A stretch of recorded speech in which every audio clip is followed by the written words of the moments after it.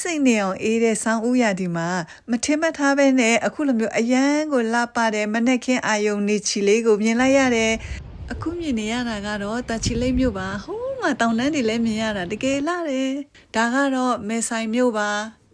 အခုအန်ဒီပါရောက်နေတဲ့နေရာလေးကတော့မဲဆိုင်မန်တရားကြီးပေါ်မှာပါဒီတရားကတော့တော်တော်များများရောက်ဖူးပါလိမ့်မယ်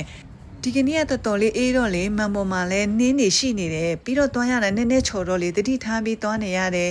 မနဲ့အစောပိုင်းရှုခင်းလေးကိုမြင်ချင်လို့အစောကြီးလာတော့လူလဲရှင်းနေတယ်လေတွေကလည်းအရန်တိုက်နေတော့အေးတယ်လည်းလေအေးတိုက်နေလို့လေရာဖေကြီးကျော်အေးလာတမီးရေတကယ်ကိုအေးတာဒီရှုခင်းလေးကိုတော့အကြိုက်ဆုံးပဲမထင်မှတ်တာပဲနဲ့တွေ့ရလို့လေတကယ်ကိုလှနေတာဟိုမှာအဖေနဲ့မေကတော့အရန်ကိုတွက်အခုမြင်နေရတာကတော့တချီလိတ်မြို့ရဲ့တောင်တန်းလေးတွေပါမန္တရာကိုရှောင်းရင်းနဲ့လေတကယ်လို့ကိုကအပေါ်ပဲကြည့်မယ်ဆိုရင်ဘာမှမကြောက်ဘူးအောက်ကိုကြည့်မိပြီဆိုရင်လေကြောက်စိတ်ကအလိုလိုဖြစ်လာတာကြည့်ဦးလေအမြင့်ကြီးပဲထလိုက်တွေ့လားဒီမန္တရာကလေတကယ်ကိုမြင့်တာအမြင့်ကြီးပဲကြည့်ပါဦးဒါပေမဲ့စောက်ထားတဲ့တိုင်တွေကလေတိုင်လုံးကြီးတော့လေစိတ်ချရတယ်